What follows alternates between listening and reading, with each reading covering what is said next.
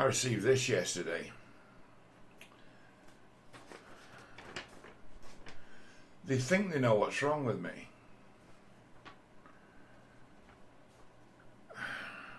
I'm to be genetically tested for something called Fabry's disease. There's no cure for it. And it's got absolutely no relation to the way I've lived my life. It's got absolutely no relation to the fact that I still smoke. It's got absolutely no relation to the high blood pressure I've suffered from for years. It was just a matter of time before it started.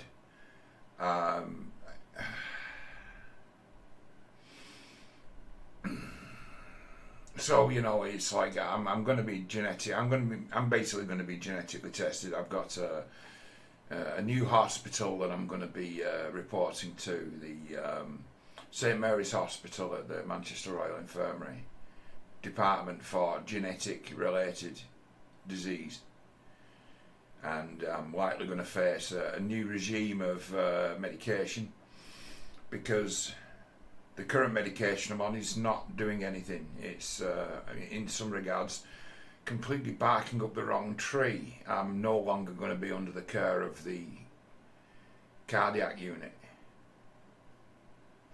So I've looked into this, and it's consistent. There's a good reason as to why they seem to think I've got Fabry's disease.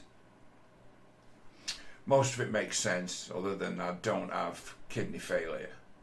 I don't have kidney failure because I don't drink.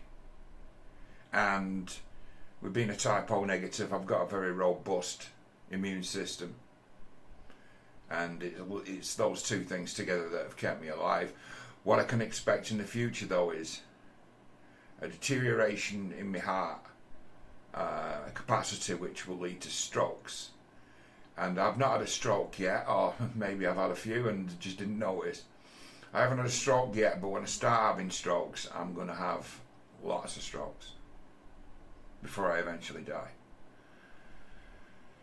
So it's like the prognosis, there's nothing we can really do. We can try to delay the process somewhat, but the medical advice is to make me pretty much as comfortable as possible.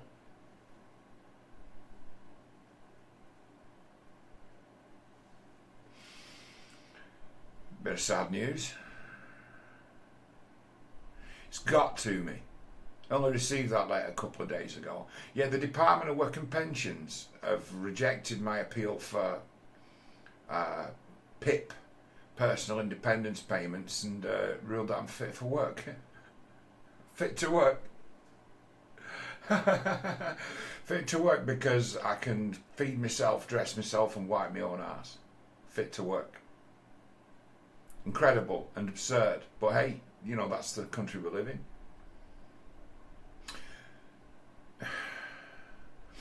Something's dawned on me that's not good. I was about this far away from calling an ambulance last night. I had a minor heart episode, but I've had a few minor heart episodes, and I don't always need to be hospitalised. But I had a minor heart episode where I basically couldn't stay warm, pins and needles in my hands and feet, shortness of breath, cold, couldn't get warm, touch and go. I was like this far away from calling the ambulance and decided, well, no, this time I'm just not going to bother, it's probably going to pass. And it did. 5-6 hours later, it passed. So I didn't go back to hospital because there's nothing they can do for me. But that was brought on because something really terrible dawned on me on the results of the election, and it wasn't because George lost. You know the reason why George lost? He wasn't fighting for the same seat as he was in the by-election. The boundaries had changed.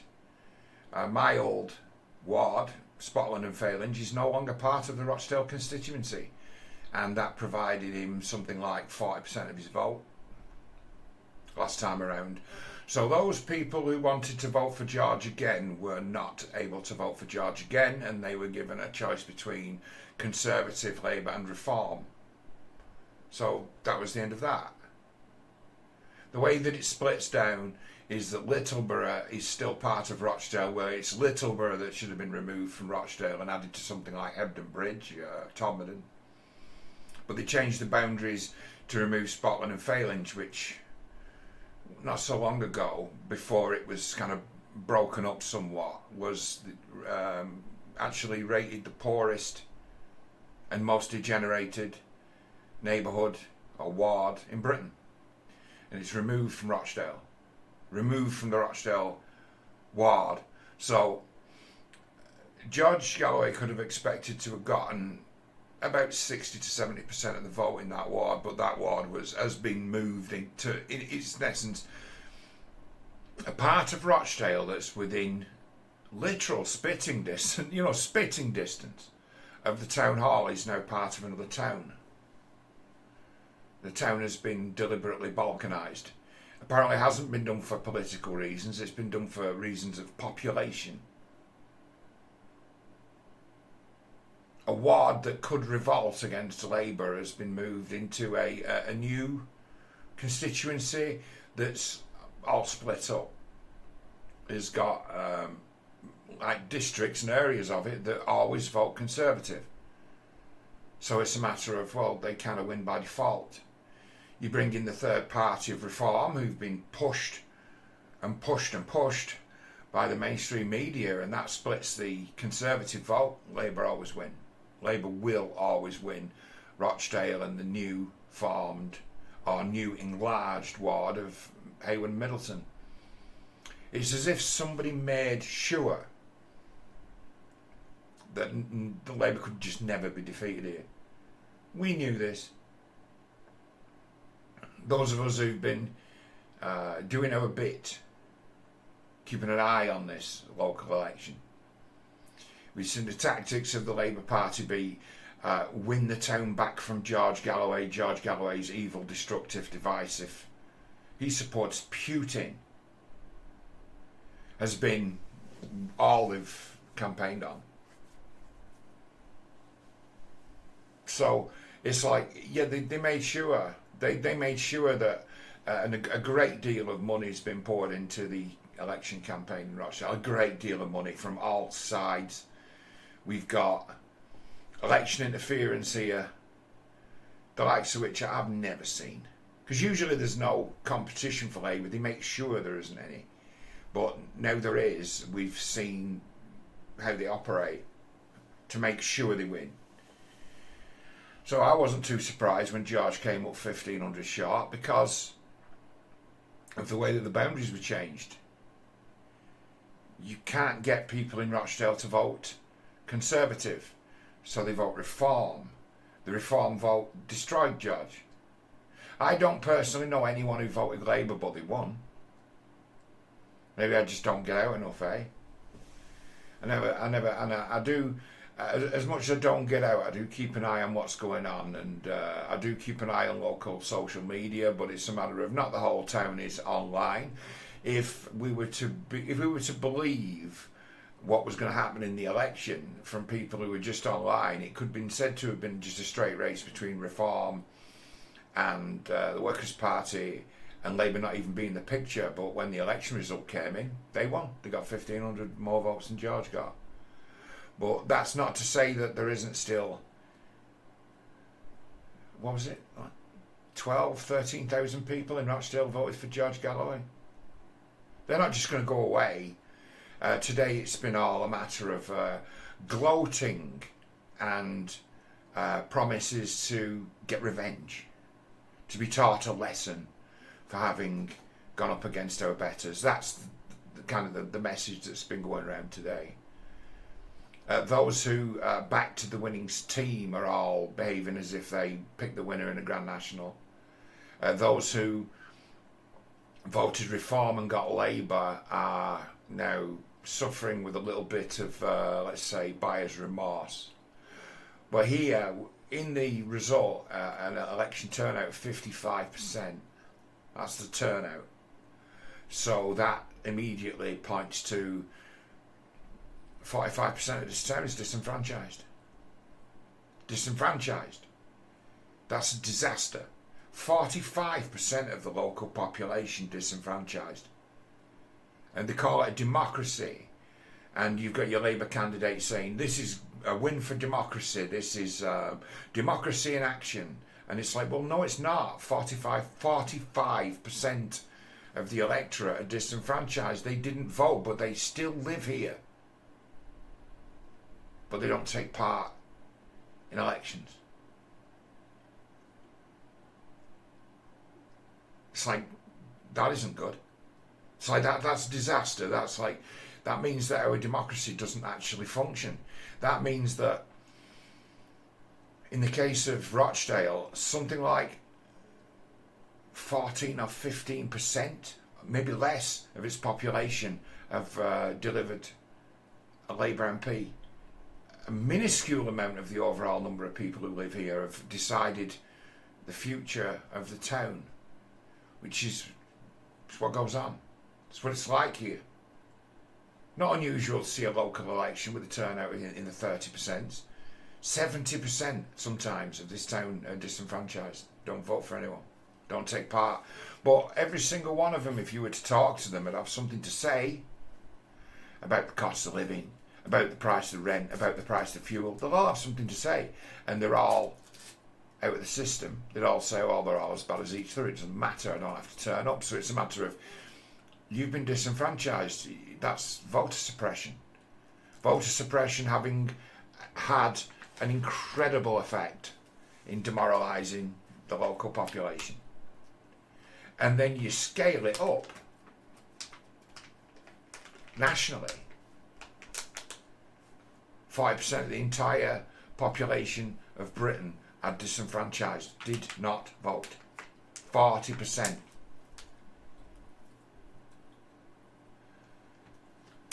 What does that tell you about our democracy and the health of our democracy? It tells you that 40% of people don't even believe it exists. I've been asking. I've had some shit today from people on the old Facebook and Twitter for asking the question of, what about the 40% of the population of Britain that are disenfranchised and didn't vote for anyone? They still live here, but we don't hear from them. But we still call it democracy. And you'll get Keir Starmer say things like, the people have spoken. And you look at the numbers. I think less people have voted for Labour in this election to deliver them a 200 plus majority than in any previous election on record. Less people voted for Labour under Starmer than under Corbyn. Less people voted for Labour, and they won with a supermajority. It's like, you don't have a mandate for anything. 15.5, 16% of the overall population have delivered a supermajority for one party who are claiming that they're going to rebuild this country brick by brick. 16%. Don't get me started on juxtaposing that 16% by the percentage of people in this country who are under the care of the NHS on antidepressants. I know correlation isn't causation, but you could put the two together and say, hey, that's a pretty similar figure, isn't it? Number of people on antidepressant drugs under the auspices of the NHS, and how many people voted for Labour. There's probably a difference in the numbers of about 250,000 people or something. It'd be small. What are they voting for? Change. What was the Labour Party slogan for this election? What were they saying all the time? Change, change, change, change, change. They say the left can't meme. They don't have to meme when they can slogan, when they can tap into people's imagination with a single word. That points to there being a problem. But there's another problem that needs pointing to, which really only becomes clear once the election results in.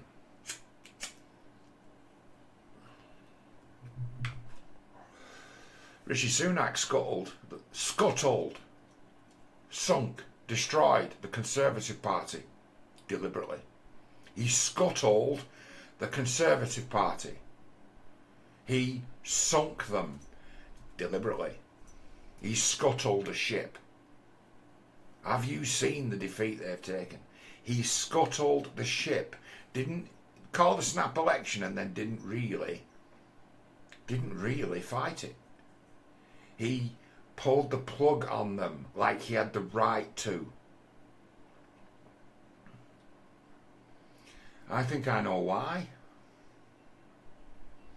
Today, Starmer and Zelensky are being all mates on Twitter talking about the recent 100-year alliance they agreed to.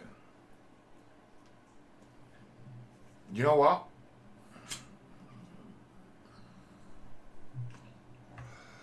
I don't think Sunak, right? Sunak could have joined the war, like gone to war with Russia, with his little majority. He wouldn't have lasted a minute. We're just an open bloodletting in the street.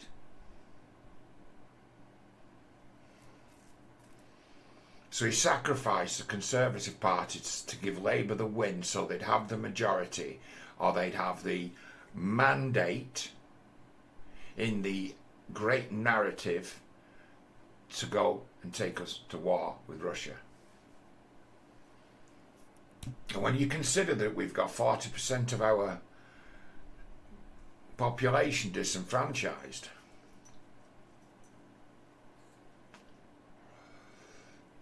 struck me last night. We're looking at nuclear war, aren't we? Nuclear war.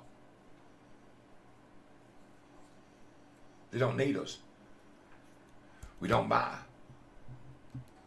They're going to either go to. There's either going to be a nuclear war, or the threat of imminent destruction at the hands of the Russians via nuclear war, which is just as useful. We're going to war, and we're going to war. We're going to perpetual war. We're going to war for a decade. We're going to war for 20 years. We're going to war for 30 years, and we're going to have a war that's entrenched in a foreign land. And this country hasn't really got any air defence.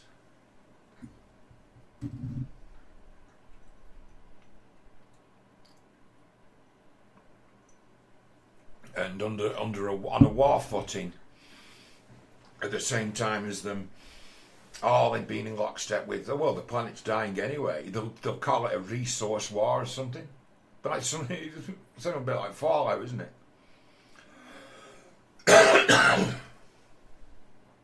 We're going to war. And we're going to war before the US election. We're going to be at hot war with Russia before the US election. And Rishi Sunak knew that for him, the position was untenable. But for Starmer, it's not. They both work for the same bosses. They sing from exactly the same hymn sheet. If he'd have called an election in November, when most people expected that it would be called, time would have moved on. We'd have had a clearer picture of what was going on in America with their allies. And there would have been time for opposition to properly organise itself, which there hasn't been. Hasn't been. He's torpedoed, scuttled his own party to gift Keir Starmer the job of war leader, because I think he likes the idea of being a big shot.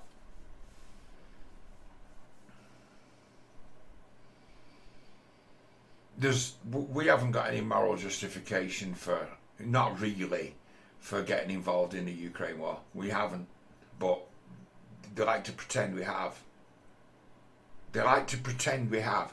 They like to pretend that Ukraine is a bulwark that's like a domino, that if that falls, Putin might just invade Europe. And it's like, invade Europe to what end? When Russia would best benefit by selling us their oil. The best result for Russia would be for them to sell us their oil. But they're not going to be allowed to sell their oil. You remember like the Nord Stream 1 and 2 pipelines destroyed? And we're led to believe that Russia destroyed their own pipelines to Europe to make us look bad. To destroy his own pipelines in order to make us look bad so he could blame us. You know that we're supposed to believe that. That's the official truth of that matter. We're heading for World War III and it's imminent. I'm saying we're heading for World War III and it's going to start in the next 3 months. We're 3 months away from World War III maximum. We're going to be committed on a footing of war. And suddenly, the once upon a time lefty peace activists like your George Monbiot's and the like are writing articles in The Guardian urging this country to mobilise for war. Same guy who rushed a stage once and tried to assault John Bolton and make a citizen's arrest for war crimes for the war in Iraq. Same guy is now urging the new Labour government to prepare us for war. Ain't that strange? The green doomer class are urging our country to go to war with Russia.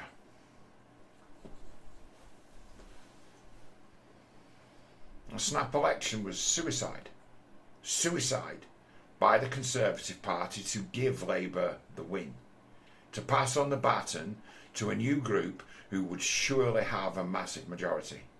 And that's what's happened. That's my analysis of this election. And if you'll say, you look at the numbers for the turnout, Labour have had the worst, by popular vote, have had the worst ever election, but the best ever result. That doesn't just happen. Who created the climate for that to be the case? Rishi Sunak, the leader of the Prime Minister and former Prime Minister and leader of the Conservative Party. There's been, in this election, is it 90% of constituencies had the borders changed? And that delivers, just so happens, and that be done by the government, by the Conservative government. And then that knock-on means that Labour can have their worst ever showing in an election and win by a couple of hundred seats. How does that work out? I think we've been betrayed. And I don't think there's any way of denying it now we've seen the result. We've been betrayed. Our Prime Minister has sold us out and betrayed us and worked so swiftly to guarantee the chosen opposition a victory in a way that's asinine and deliberately set up to make sure that no opposition could form to stop them because there was just no time. That's what I think. Someone left me a message there thinking that I'd be all bitchy and say, right, I supported George Galloway because I admire George. He's a good guy. I got to know him. I like him. He's a straight shooter. They didn't show the launch of they did a press conference that I attended. I was there. No one reported on it, but I was there. What was George talking about? He was on to it. He'd sniffed it out. He was like, this election, one way or another, it's like the way that it turns out will decide as to whether or not we go to war with Russia. He was right. He's not the only one who's seen it. He's not the only one who spotted it. I'm absolutely certain of it now. Having seen, and it's not the results. Oh, you lost. Oh, you lost. Reform only got 4 seats. Not that. The boundary changes and the suicidal snap election that's torpedoed scuppered, completely scuppered. And it's like, if you look at people who've ended up out of power, who you'd expect never to be voted out of power, who've gone, guys like Jacob Rees-Mogg. Jacob Rees-Mogg is a good politician. Why? Well, he tends to listen, and he's not stupid, and he's not a hypocrite. By government decree, his seat was just decimated. It was turned into a new seat. It was turned into a new constituency. It put his core support on the other side of a line on a map that could no longer vote for him. It put him into somebody else's territory and just let him be defeated. Same happened in Rochdale. But that was already decided long before George Galloway came along. But it's what made it possible for George to win. He had my ward, Spotland and Phalange, my old ward. I live in Healy now.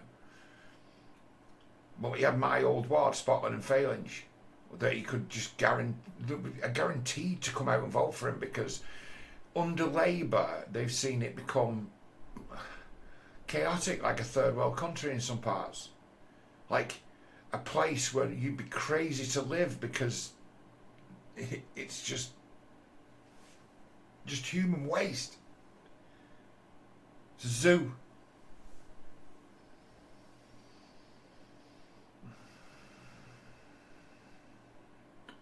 Just redrew the map. Added it to another constituency so it could be offset. No longer runs the risk of rebellion. Gets drowned out. Has no one to vote for. Becomes completely disenfranchised. George's supporters in Spotland and Phalange, they won't have voted for anybody. They were just disenfranchised. They were just cut off the map.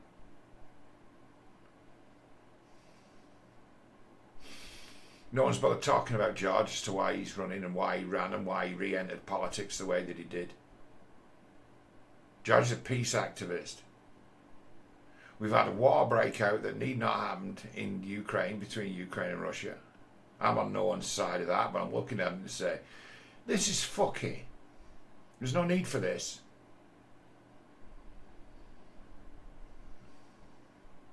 The Ukrainians were absurdly stupid to find themselves in a position where they're at war with Russia. Absurdly stupid. They shouldn't have done it. They were going to pay a massive price in lives, and they've paid a massive price in lives, but it's just not enough. The war has to expand.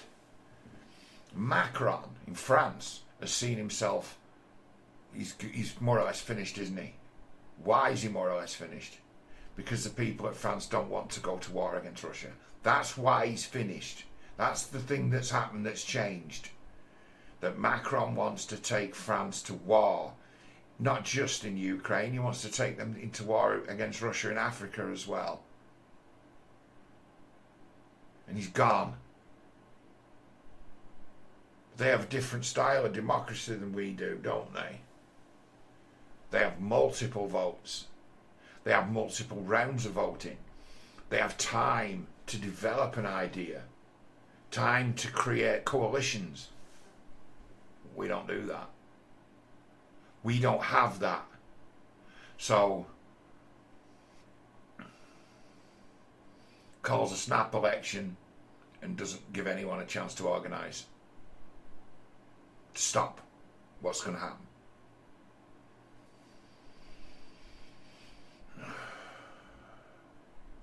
Maybe only a dying man can see it.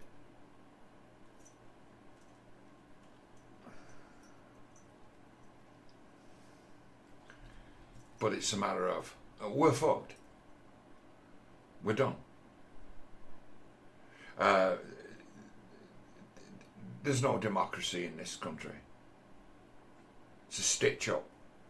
They play us like fiddles. It's a scam. And I don't think we're ever going to see another election. regardless of what happens, it's unlikely that I'll still be alive to see what happens in 5 years' time. Maybe I'm one of the lucky ones.